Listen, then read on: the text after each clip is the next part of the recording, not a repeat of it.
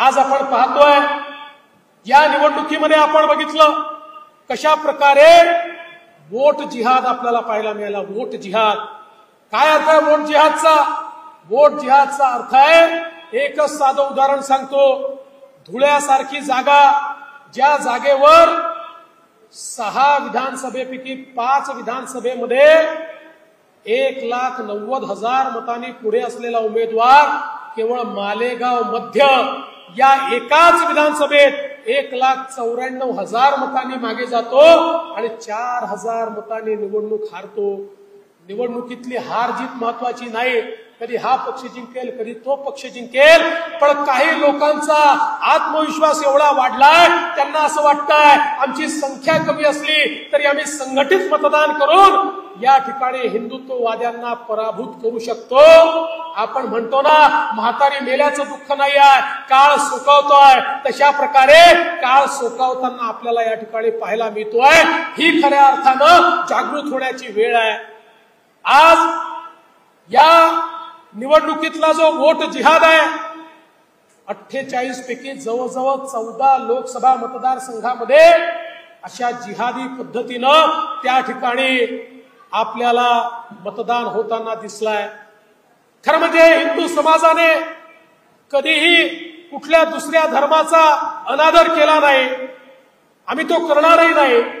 हिंदुत्व म्हणजे सहिष्णुता आहे, आमच्या रक्तात सहिष्णुता आहे, आम्ही कुठल्याही धर्माचा अपमान कधी करत नाही। पण जर हिंदू धर्म आणि हिंदू विचार संपवण्याकरता आणि या ठिकाणी हिंदू विरोधी लोकांना पदावर बसवण्याकरता जर मतदान होत असेल तर माझा सवाल आहे, हिंदू समाजाला दिशा देणारे जे संत आहेत, महंत आहेत, जे हिंदू समाजाला दिशा देणारे सज्जन शक्तीचे या ठिकाणी प्रतिनिधी आहेत, त्यांना देखील माझं आव्हान आहे की तुम्हालाही हिंदुत्व जागृत करावंच लागेल, करावंच लागेल, करावंच लागेल। खऱ्या अर्थानं बाबासाहेब आंबेडकरांनी जे संविधान दिलं त्या संविधानामध्ये प्रत्येक व्यक्तीला मतांचा जो अधिकार दिलाय त्या अधिकाराचा हा अवमान आहे, संविधानाचा अवमान आहे, आणि तो देखील संविधानिक पदावर बसलेल्या व्यक्तीनं, आणि जी संविधानाच्या आधारे शपथ घेतलेली आहे देवेंद्र फडणवीसजींनी, त्या शपथेचा हा भंग आहे। खऱ्या अर्थानं मुस्लिम समाज भारतीय जनता पक्षाला मतदान का करत नाही याची चिंता भारतीय जनता पक्षानं बाळगली पाहिजे।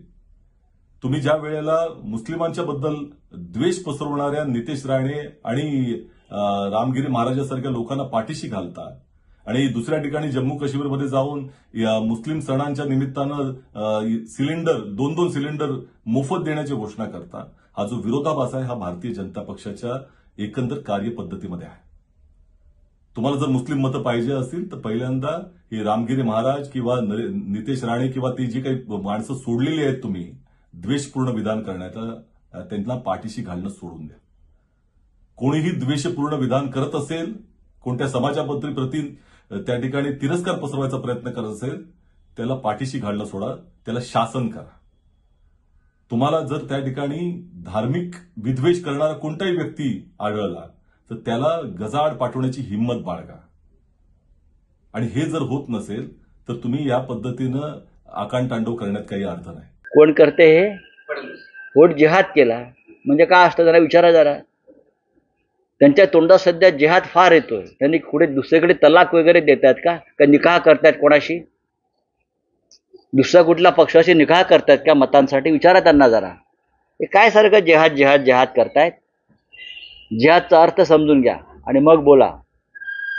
तुम्हाला भ्रष्ट लोकांची मतं चालतात, भ्रष्टाचारी, मग याचा अर्थ असा आहे की तुम्ही भ्रष्टाचारांशी निकाल लावल्यात बोलू का?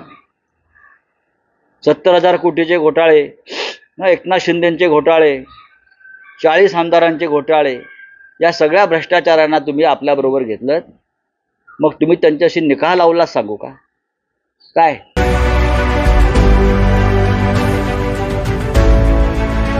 CEN न्यूज, देश प्रदेश की ताजा तरीन खबरों के लिए CEN न्यूज को सब्सक्राइब करें और रहें पल पल की खबर से हर पल बाखबर।